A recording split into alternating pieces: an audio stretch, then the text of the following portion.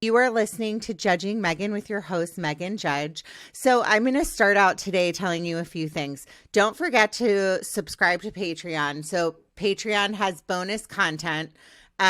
Usually my husband and I are doing episodes about some very riveting things like who's driving carpool and whose turn is it to pick up the dog poop in the backyard. It's very interesting. If you ever want to find out some really riveting things about my life, you can subscribe to Patreon and pay a small fee. And I do put bonus content up there. Also, you can find me on YouTube, usually without makeup, so slightly terrifying. And please leave me your reviews on Apple, Spotify, wherever you stream, Pandora, iHeart, to name a few. Lastly, I'm going to talk to you about being a soccer mom. I might even bring in my guest. I'm going to admit something. I hate saying this, but I hate soccer. I hate it with I hate it with a passion. I hope my kids never listen to this when at some point I don't let them listen to this, but I really honestly can't stand it.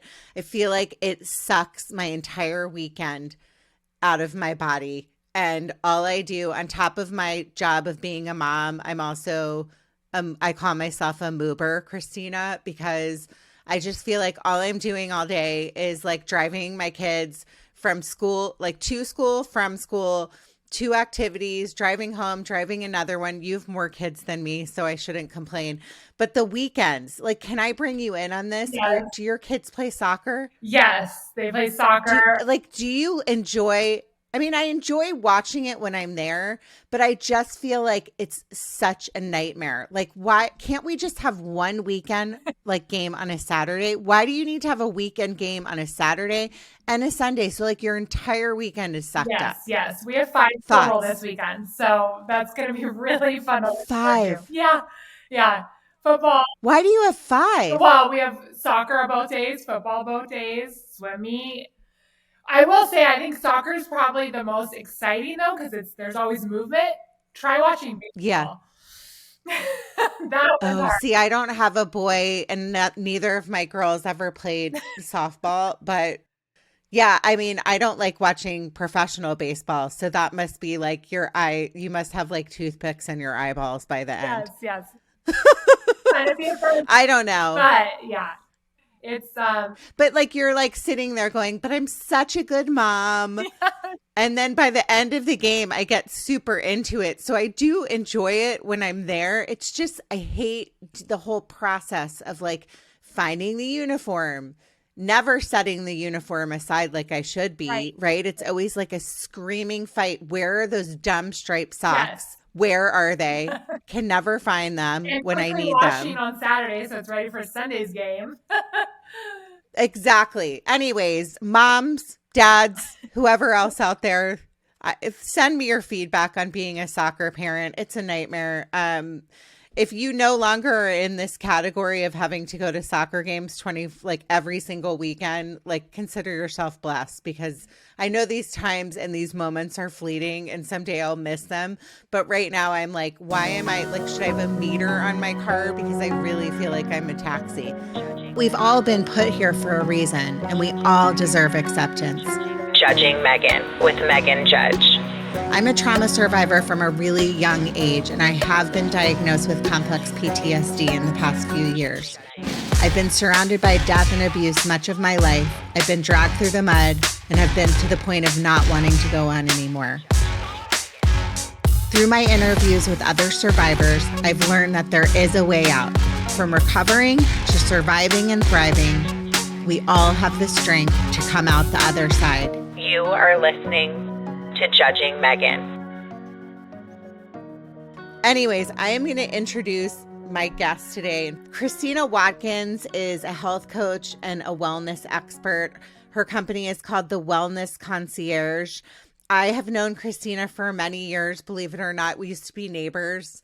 We also shared the fantastic, most wonderful nanny on the entire planet, right? Yes. I love her so much, Marcia. and now our kids go to the same school, and I have kept in touch with her. She's also like the biggest rock star you've ever seen. So I think I know, like, from years ago seeing you, and you were struggling like postpartum with like losing weight, and I remember talking to you about it. And then I think a lot of us as women are like, how do I lose this weight?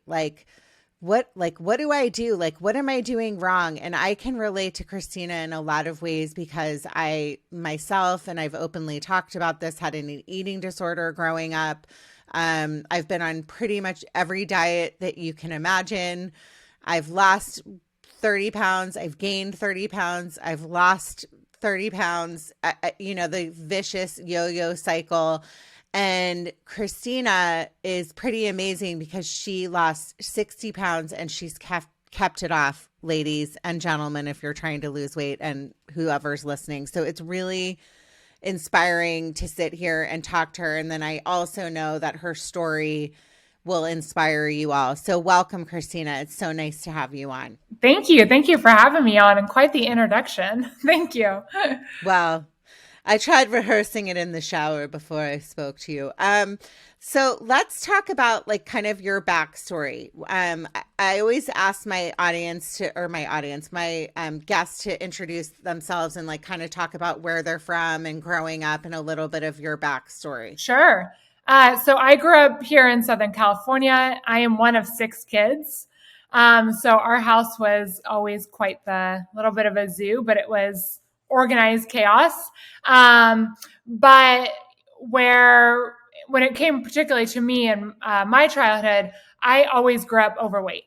I always struggled with that. I had plenty of family members, offering to, I'll pay you $100 if you can lose 20 pounds or 5 pounds. Like, I was given my first diet pill, I think I was in 4th grade. And I remember what it looks like. And I'm sure that's where my anxiety attacks started, because I was taking who knows what. I was just taking them from family members, not my immediate family. But, I was at the young age of, I was in 5th grade when I was starting to go on runs and trying to figure out how to lose weight. And 8th grade, I broke my leg. So I was on crutches for 2 years.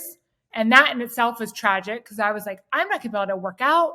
I'm going to have to eat less. Like, I can't imagine my kids right now at the age even thinking like that. So I struggled. Then I went through high school. When I got my driver's license, I was going to the gym before school and after school. I was going to Weight Watchers, which I did have good success with. But I was also, throwing up my meals. Like, it was a lot. And I was just in high school. And then, college came about, and I had a boyfriend throughout. So I gained a significant amount of weight. And then post-college, you're on your own. And I think I got to a point where, I felt really bad. I broke up with my boyfriend. He said some pretty harsh things to me about me and my weight. And I think that was the breaking point. It was oddly enough, that was all our conversations and our arguments were always about weight, because he was trying to lose weight and so was I. But he said, things like, you're a woman, you should never weigh this much, because he saw my Weight Watchers card. And so anyways, so that relationship ended. And, I'm trying to find a job, and I have zero confidence going into these interviews. So I was, I think I was this is when I was well over 60 pounds overweight. I was at my heaviest. And I met a friend's mom who was selling some meal replacement shakes. And so I hopped on that train, and I did have good success for it. But then it became this cycle of, doing these meal replacements, cleansing, and binging. And it was just this cycle, which everyone knows, this, restrict, binge, you're just doing this constant cycle. And then, let's see, then I moved back home with my parents, because I got a job back up here. and I started working with a trainer, and my sessions were horrible because I was going to pass out because I was living off of this cleanse juice and, not eating all day, but trying to do these intense workouts. And it was a lot. In the midst of this. Can I just interrupt you for 1 second and say something? Number one, I am so sorry. I can relate to the very beginning of your story.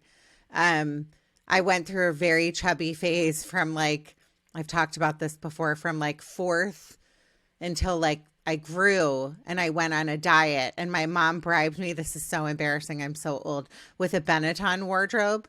She said she would buy me a whole new Benetton wardrobe if I lost 20 pounds. So I went on this diet at sixth grade and lost 20 pounds, and I grew. So I was 5'7" in sixth grade. Oh my God. If you've seen my daughter, she's just like I was. Yeah. She's very tall, and my older daughter. And it really does a number on you for the rest of your life. And it's real. And I don't blame my mom. I know that sounds weird. I think a lot of people would. I think my mom just didn't know. She wasn't educated at the time on all of that stuff. Plus my mom was she was a beauty queen. She was very and a model and into that whole world. And I think her intention was just to help me. And she did help me, but it sounds similar. I had to stop you and say that it sounds similar to what kind of happened to you, because then your entire life are identified with your appearance and how fat or thin you are. And it just, everything in my life for my entire adult life is blamed on my physical appearance. If I'm heavier, nobody likes me. If I'm thinner, I still don't like myself, and I still think I'm heavy. So I really wanted to point that out, because I think there's a lot of women out there that can relate to the fact that they might have been in the same situation. But giving a kid a diet pill when they're that young, I can't even imagine. That's very upsetting. And then I would like to find that guy, and I hope you don't speak to him anymore and give him a big punch in the face. But that's a separate topic. Yes. Yeah. And, I feel like taking those diet pills at such a young age has definitely affected my current health issues. So when I was back home and working with a trainer, I had sudden hearing loss in my left ear. Completely sudden. They don't know what it stemmed from, but that was just oh my gosh. Now that I look back and I'm like, what did I do that could have caused that? I definitely feel like it's something having to do with, all the different diet pills or, whatever diets I was doing. So let's see. So then I was getting really good results, but it was not healthy. And it was really my trainer that was like, all right, you got to start eating. So I switched up my eating. It was the typical trainer diet, no bad talk on trainers, but the traditional, broccoli, rice, ground turkey, and no carbs, no carbs or very low carbs. Brown rice. Yeah. Brown rice. That was Yeah. And then I started transitioning to more the whole 30 diet. So I was slowly trying to find, okay, this feels good to eat healthy foods. So then I did Whole 30, and I continued to have really good success. I did ultimately lose the 60 pounds. That was my first round. So I lost 60 pounds, and I did feel really good. And then at that point, it was okay, but I didn't feel that good. I wanted to take things next step. So that's when I decided I had a lot of loose excess skin. So I went in and got a abdominoplasty, a tummy tuck, and then a breast lift because of all the extra skin. Wait, was this before kids? Was this prior to kids? Oh, wow. Let me tell you, okay. My mindset during all of this was, I'm never going to get married because I am overweight. I will never have a boyfriend. That was a lot of it.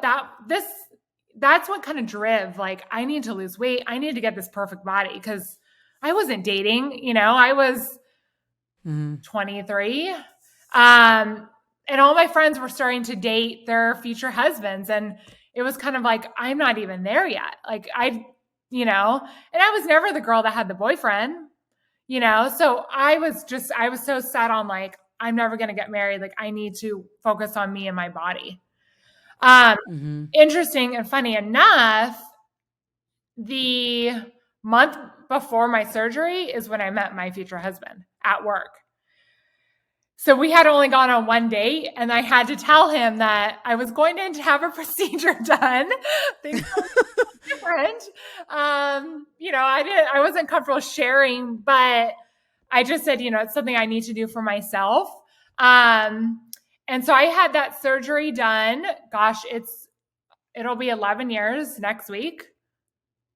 12 years next week. I had that surgery done. I went home and I went back in for my checkup, and I was like, I could barely walk into that doctor's office, like barely walk. I was ghost white. They took my blood because they're like, okay, like my mom's like, her lips, my mom was like, put some lipstick on, your lips are so pale. And I barely remember being home after the surgery. So they took my blood. We went back home, and my mom got a call, and they're like, you need to take her right to the emergency room. Her blood levels are extremely low. I had internal bleeding. So my mom and dad rushed me to the hospital. I showed up, and I was kind of out of it because I'm high anxiety. So typically I'd be freaking out. But I think I was so out of it. I was like, okay, we got to go back. Like, I did not know what was really going on. And my mom was trying to be very calm about it. And then I show up, and my sisters are there. So then I started getting a little concerned, like, why are they here? Like, what's really going on? So I went to the emergency room. They admitted me. They started blood transfusions. So I don't want to misquote, but I think like on a scale of 1 to 10 where your blood was, I was like at a level 2. So I don't know medical terms for that, but I was extremely low. That's how much bleeding I had. So I had blood transfusions, and then they had to prep me for surgery to go back in and fix any open capillaries. Yeah. And during the surgery. That is so scary. Yeah. And also like a warning to women, including myself, who wants every surgery on the planet done, how things can go wrong, right? Yeah. I don't want to scare anyone away from plastic surgery because, I don't regret that I did it. It was so scary. And I mean, I could talk about the moments in the hospital. It was just so, so scary. But it's not that I regret doing it. I think I was just in such a rush to get that perfect body. I got one referral to this doctor, and I took it. I was like, I saw 2 doctors. Now, yeah, I have revisions I need to go get done. I'm sure as heck going to be seeing multiple doctors. I want to go to the right doctor. I'm not ready yet mentally or physically right now. But, when it comes to that point, like, yeah, meeting with and finding the right doctor, maybe he just took, oh, she's young, she's resilient, and just rushed my surgery. I don't know what happened. I never revisited it, although at times I would love to. But yeah, it was hard. Like, I won't ever forget sitting in that hospital bed before the surgery to fix the internal bleeding. Like, I literally just kind of laid there, like, you just kind of surrender. Like, I don't know what's going to happen. This is really up to God at this point. But, just to see like your whole family sitting in that room, like, I don't know what was going on in their minds. Like, they're probably like, what the hell? Like, all just because you wanted this perfect body. It was scary. And then I went back for surgery, got out, and they had to do another transfusion during the surgery too. And yeah, What did they have to do the surgery? Okay, first of all, this is a lesson for anybody that's listening to do your homework again on if you are doing, I mean, I'm pro however you want to age. I talk very openly about like that I've done stuff and but do your homework on board certified plastic surgeons and their reviews and patient like I always like to like look at other patients, ask for a referral list, all that stuff you really need to do your homework on because it is so important. And I think that people don't realize we have a dear friend that is a doctor and has told us, he's a cardiologist, that things do go wrong in plastic surgery, especially the older you get, the worse the more your chances are for things going wrong and having something go wrong. So it's major surgery. And so I think it's important that people understand that.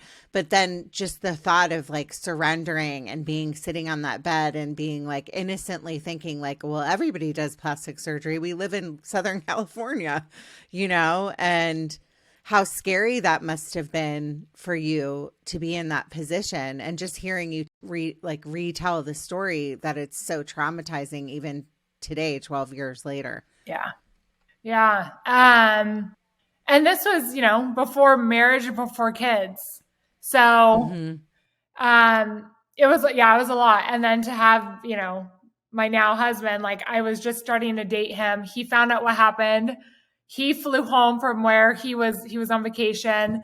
And I mean, he just came and swooped right in and was like, all right, what can I do? And I'm like, wait, what? This is just all so weird. Like I almost died. And now I have this guy in my life who I'm completely obsessed with. It was weird. It was like, is this the one door closes and one door closes and the other opens? Like it was all really weird how all the timing happened. But yeah, so then it was like, okay, like I have this perfect body. Am I happy?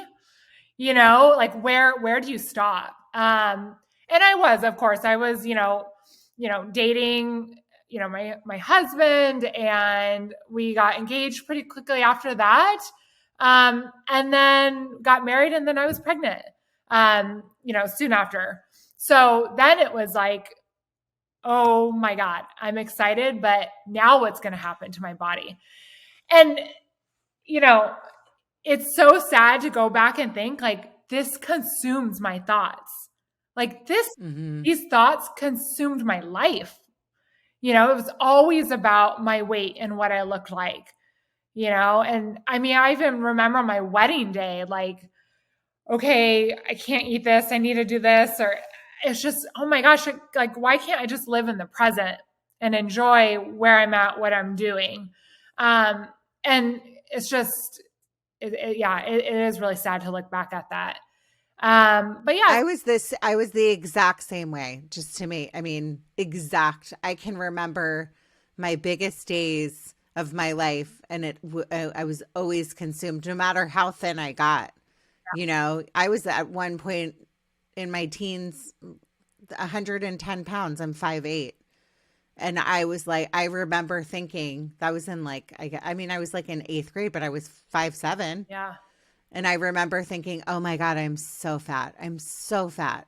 And then, the weight gain and all the stuff that happens, like where you yo-yo and go up and down, and just the pain that people don't understand unless they've been in the shoes of like someone like you or someone like me, that, you're treated differently. Yeah. You are. That's a fact. Like to be told, and when you're a little girl, you're not good enough, you need to lose weight. It's going to stick with you for the rest of your life. Yeah. And so it's a real uphill battle that people have to fight to understand that it's a cultural thing. It shouldn't always be about what you look like and your health. I mean, your weight and all this stuff. It should be about your health, of course. Right.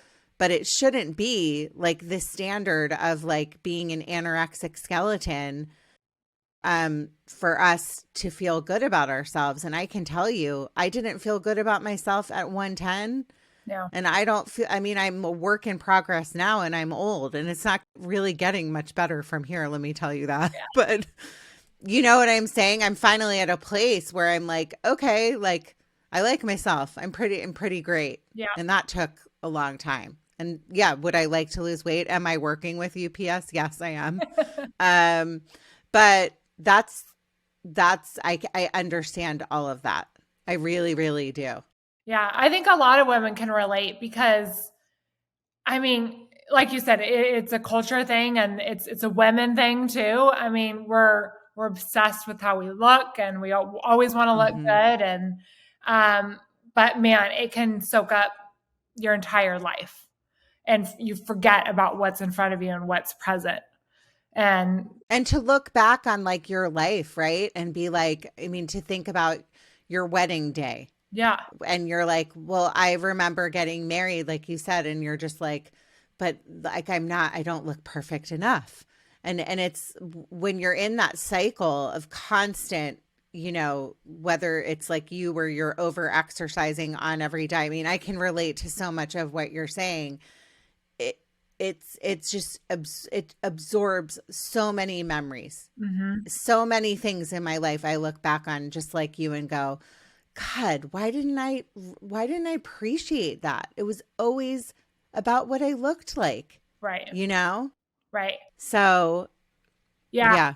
And that's a big thing I talk to my clients about too, is like, this is all a mental game. It is such a mental game and you have to enjoy the journey. So it's like, appreciate where you're at, appreciate your body, you know, find what you love about your body. It's okay. I don't think it's a bad thing to say, oh, I want to lose 10 pounds, but like appreciate your body. And then you're going to be more inclined to want to make those healthy changes to get you to your goals.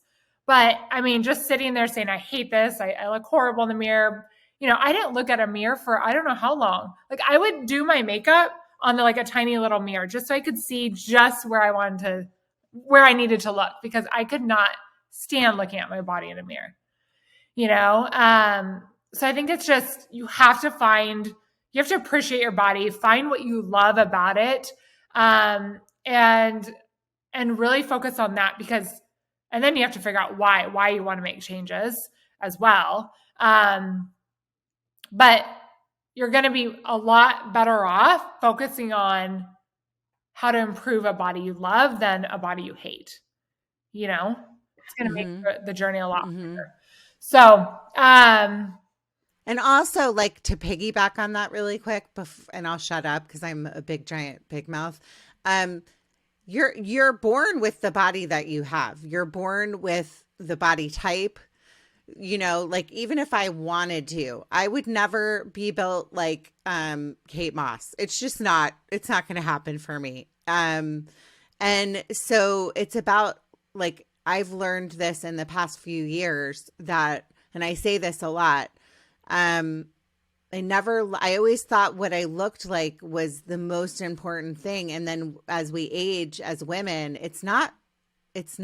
I mean, we're all going to get old. We're all only here for, what seems like a long time when you're born, but shorter and shorter as we age. That it's what's on the inside, like what you're doing today to like be happy with who you are on the inside and like being kind and all of those things. And until you really work on the inside, it doesn't matter what your outside looks like. Like maybe to somebody else, they're like, I mean, I know I'm the queen of being like, oh my God, that girl's so lucky. She's so skinny. She lives in this like $10 million house. Well, you don't know what's going on inside that house, and you don't know what's going on inside her head, and you don't know if she's on a diet pill. P.S. Right. So I just had to say that, and then I'll shut up. But I want to hear, like, once you kind of got married, your wedding day, like, tell me about that, because inevitably, I know you're a mother. Your weight is going to fluctuate yet again because you get pregnant. Yep. So let's talk about that. Yeah. So I got married and of course gained those pounds of just that new married life. And then 9 months later I was pregnant. So then that came on more. So and I had a good pregnancy. I stayed pretty consistent with workouts. wasn't eating well, but I was working out. But then once I had my first baby, then I was back to square one. I was back up 60 pounds. So I was at a different point where it's like, okay, I have a baby. I'm a mother. I need to take a different route because I cannot rely on meal replacement shakes, the juice cleanses that I was doing, throwing up. I can't do that. So that is when I hired my own health coach, and really started taking that different approach of like, okay, what are the small steps I can take right now as I'm learning to be a new mom? But also I want to get this weight off of me because I didn't feel good. So that was like the start of building like a sustainable lifestyle. And it took a long time. That was 10 years ago. And I mean, it's not like it happens overnight because like I said, it's a mental game as much as it is, dealing with what you're eating and your exercise and sleep, all of that. But having her as support and accountability was huge. She was also my therapist, really, too. I worked with her after both my first and my second pregnancy. And she was actually the one where I got to a point where I wasn't seeing results. And every time we'd have a call, it's like, this isn't working. This isn't working. She's like, okay. She was like, you need to really take a look and see, are you really eating well? Are you really exercising? What's really going on? And what it really came down to, I was unhappy at my job. I had this, hour commute with a screaming baby back and forth. And it was a great position, a great job, but I wasn't doing something I loved. And that stress was taking a toll on me. And that's what the issue was. And so she gave me some time. Well, your cortisol levels were going bananas. Oh yeah. I mean, I've been in those shoes myself where I was in like a job of, being in a very high stress sales job and it was killing me. Yeah. And then not to mention aging and all the fun things that we get to go through as women are, our hormones change, our bodies change. Like it's hard. We have everything stacked against us as mothers, right? With all the stress of being worried about our kids and then driving an hour, that's stressful on the LA freeways. Yeah. That makes sense. Yeah. Everything you're saying makes sense. Yeah. And she was the one that was like, okay, like if this is not where you want to be, then like create the life you want. Like, what do you want to do? I was like, I want to do what you're doing because I had some great success, like seeing what she was doing for me in my life. I lost all of those 60 pounds after my first pregnancy, had a great second pregnancy. And, of course I was still in postpartum with my second, but I was stalling because of that. So it wasn't what I was eating or what I was, what the lack of exercise. It was what was going on in my head and my stress. And so that's where I made this huge career change and was like, all right, I'm going to do this. And, that call was huge. It was a huge turning point. It was like, I can't do anything else more for you. Like this is on you. If you're not living the life you want, that's what needs to change first before you try to change anything with nutrition or exercise or whatnot. Because that's not what the problem was. I love that you say that because I don't know. I mean, I'm sure you remember, and I'm not trying to jump ahead, but I came to you a few years ago when I was literally like, I'm surprised I even came to you because at that point I was drooling because I was in such a bad place. And thankfully I'm in a great place now. But I also have to be honest. When it comes to your nutrition and taking care of yourself and doing all the things that you tell people to do, you don't do it for people. You have to do it for yourself. And I, at that point, was a heavy drinker. Up until pretty recently, I'm almost on day 50 of not drinking. and I wasn't ready to walk away from wine. Yeah. So it doesn't matter what your diet is and what you do.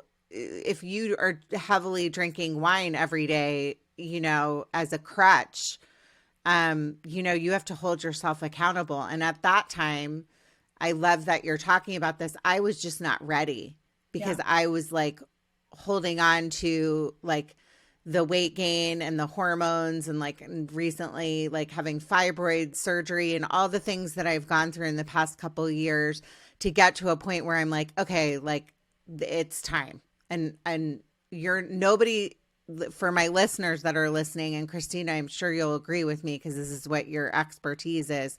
You can't go on a diet and like have a coach be like on the diet for you, right? Or any kind of diet.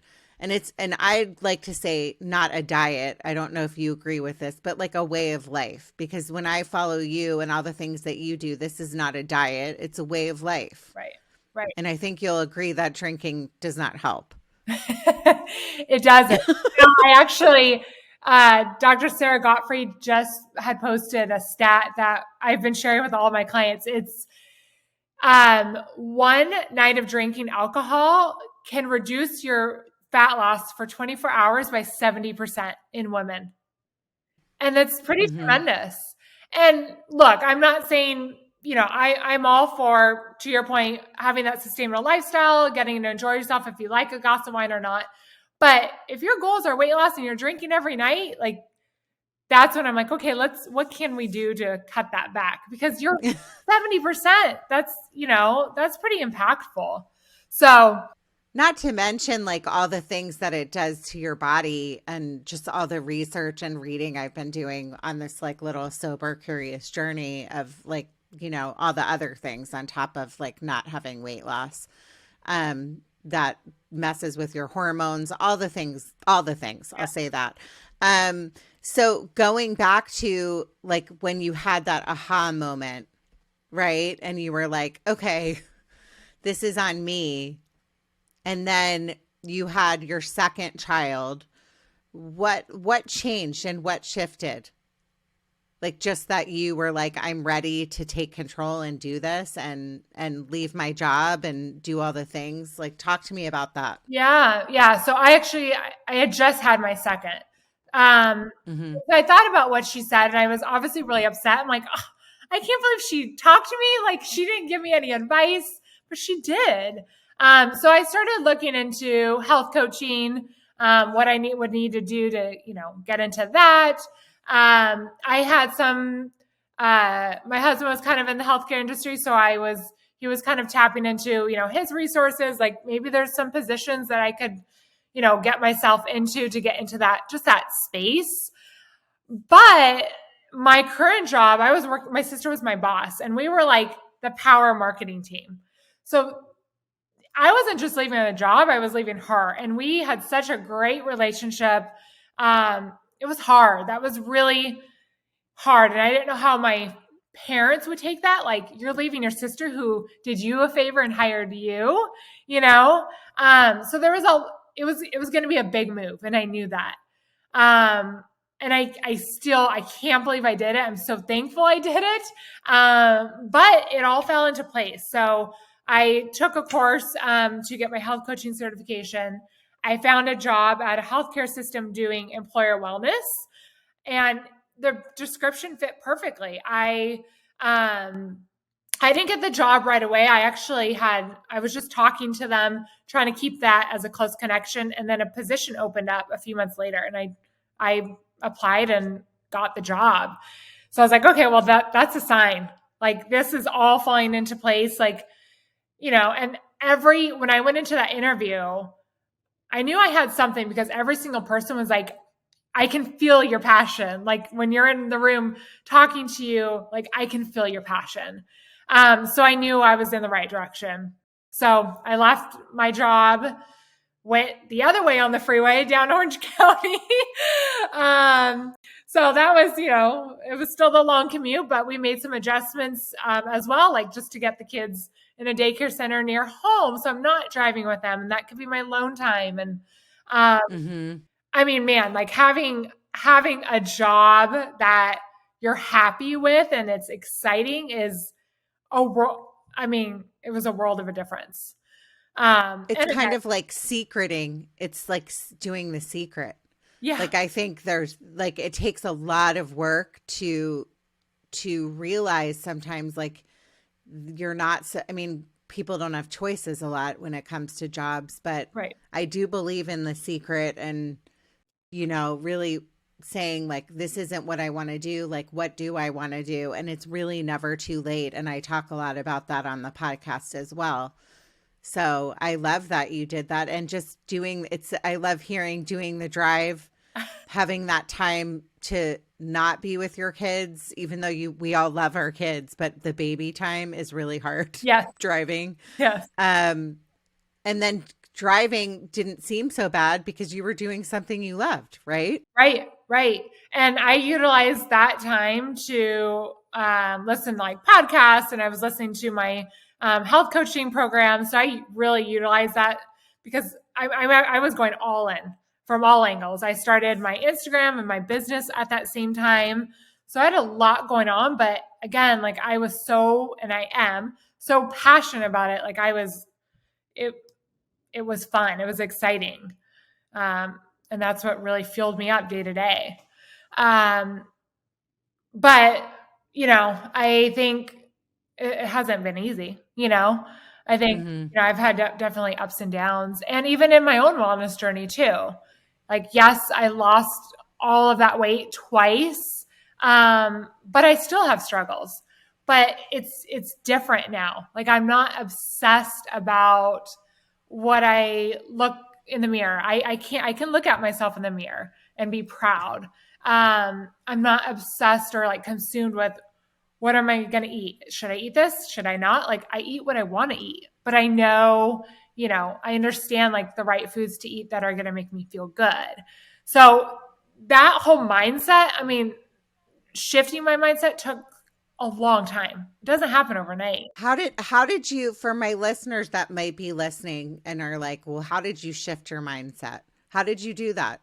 Gosh, I think it was a lot of talking with my health coach, like just talking through things. But Mm-hmm. also I had to start that journey with her in realizing like, okay, we're not dieting. Like, first of all, you have to give yourself permission. Like, okay, I can eat and do whatever I want. But if I want to feel good, there's these things that are going to make me feel good. So why not do more of the things that are going to make me feel good and get me to my goals? I think it was just removing removing any of the restrictions. And then the binging went away because it's like, if I want a cookie, okay, I'm going to have a cookie, but I'm not going to have the whole bag. I'm just going to have one so that I can still feel good.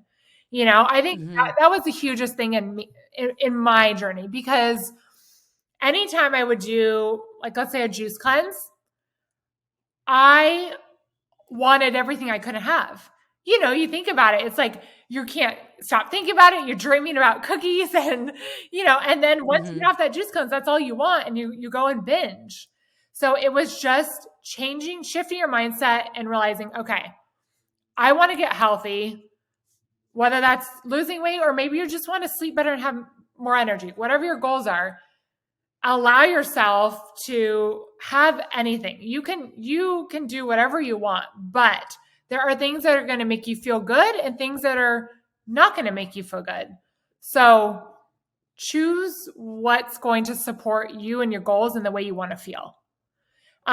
Secondly, another thing that has been huge is doing a visioning exercise. I don't know if you've talked about this on your podcast or you've seen it. You may have done it when we first worked together, but a lot of my clients are like, what is this? But it is pretty impactful. So basically, you want to visualize where you want to be 6 months to a year to 2 years. You can do different milestones and get really, really detailed about what that looks like. And that could be, I want to have more energy, be sleeping 8 hours. I want to be able to go play with my kids at 3 p.m. rather than sit on a couch, whatever, however detailed you want to get.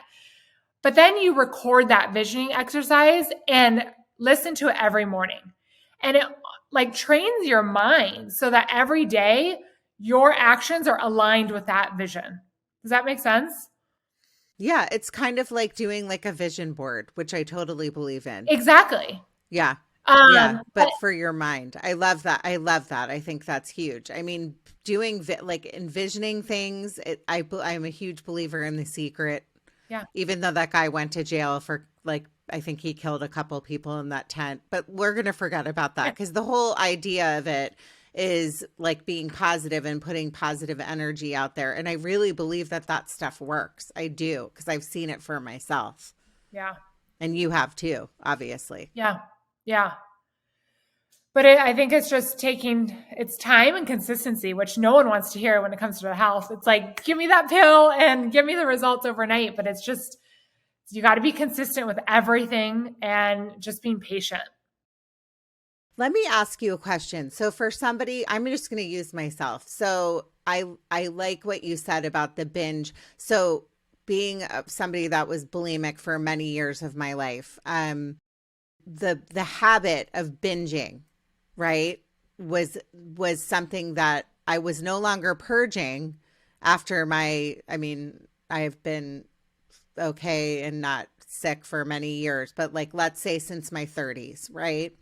But I still have that habit. So if I'm sitting on a sofa, and I think a lot of women can relate to this, and when I was drinking my wine, especially, it's like the sugar in the wine would like make you want to like go to the cabinet and get, pretzels or popcorn or whatever it is out. Cause that's like, it's a habit. It's something that you do every day. How do you what do you tell your clients to break that, like to stay in the place of moderation? What's a little trick that maybe my listeners that are far away and can't work with you, that you can give them a tip on that? Yeah, I think it's a habit replacement.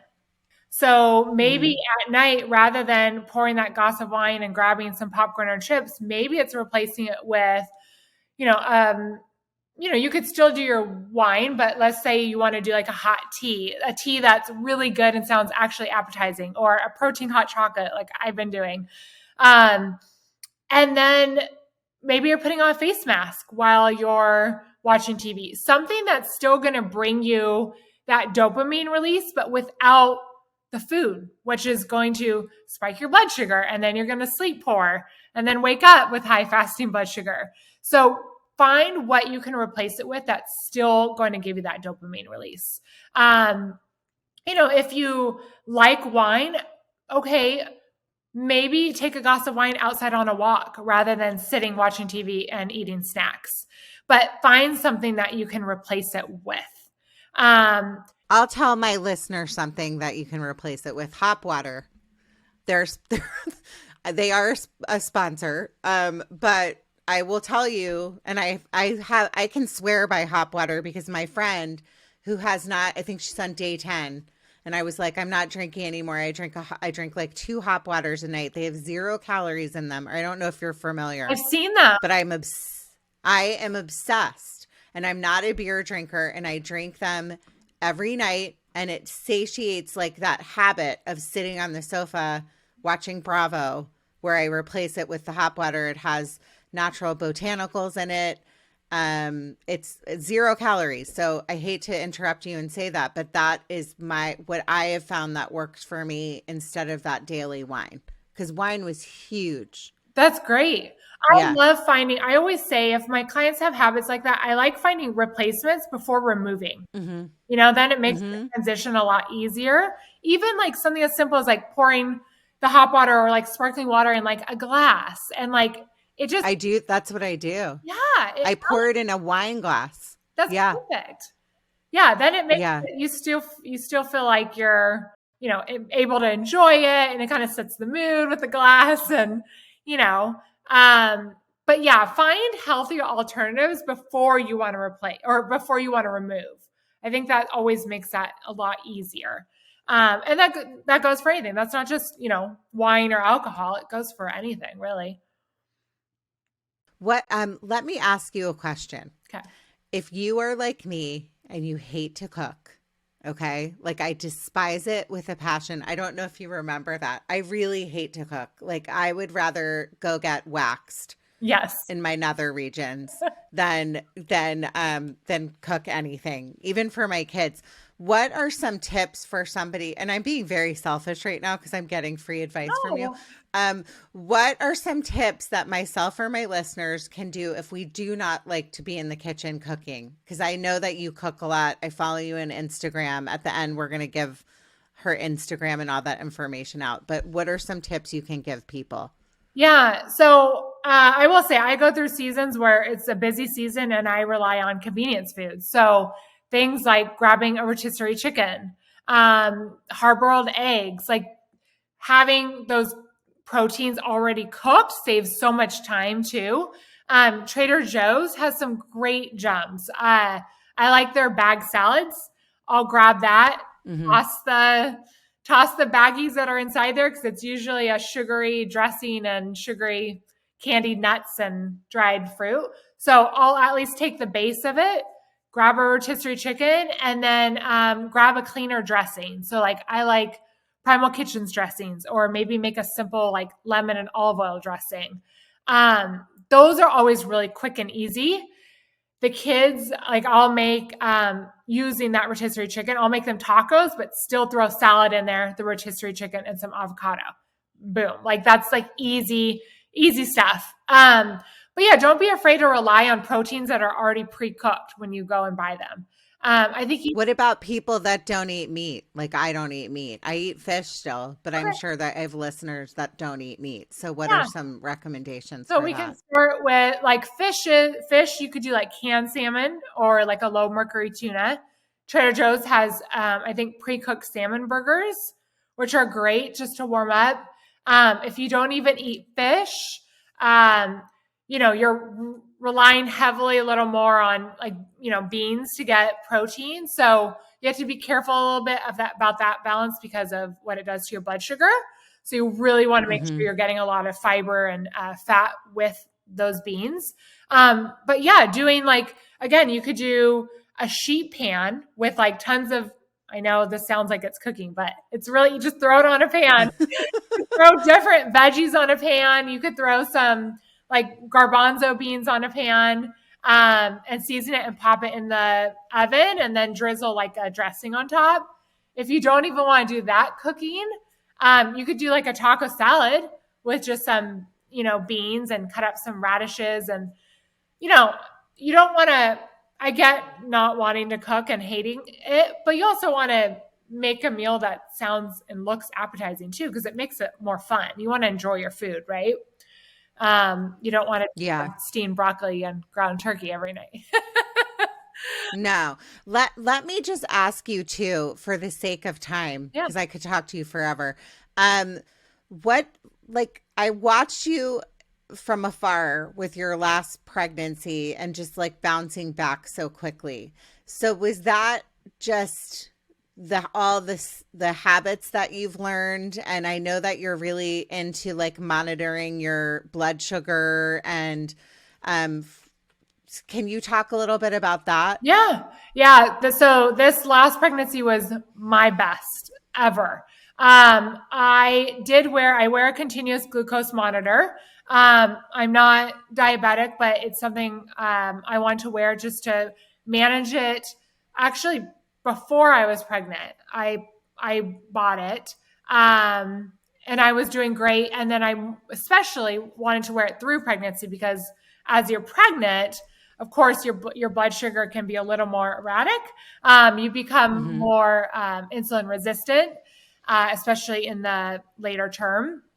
So I wore it throughout that. I stayed on top of, it was a good accountability piece too. So I stayed on top of my nutrition, my workouts. I sleep really well. That's not an issue for me. I didn't have stress because we were home. And then I was shocked. I will say I had him and I lost the weight probably within a month. I mean, it was very, very quick. I felt so good throughout. And I really do account that to manage my blood sugar. I really do. And that's why I'm a huge advocate for it. I kept it. What about something like, I hate to interrupt, sorry, Lumen? Do you know Lumen? I I just bought a Lumen. It's okay. sitting here and I don't understand how to use it. But go on. I did buy one. I could never breathe correctly.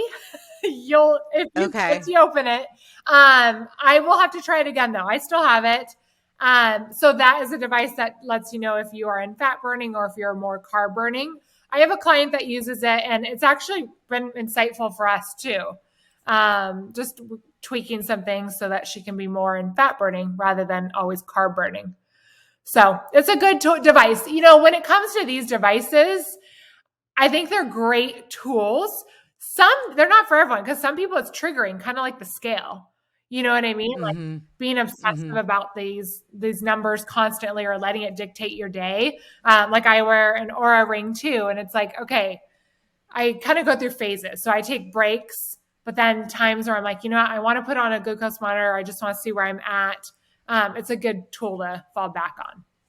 What's an Aura ring? I think I've heard of them, but just Yeah. for my listeners. Yeah. An Aura ring tracks your sleep. And actually it's tracking activity and then your cycle as well for women.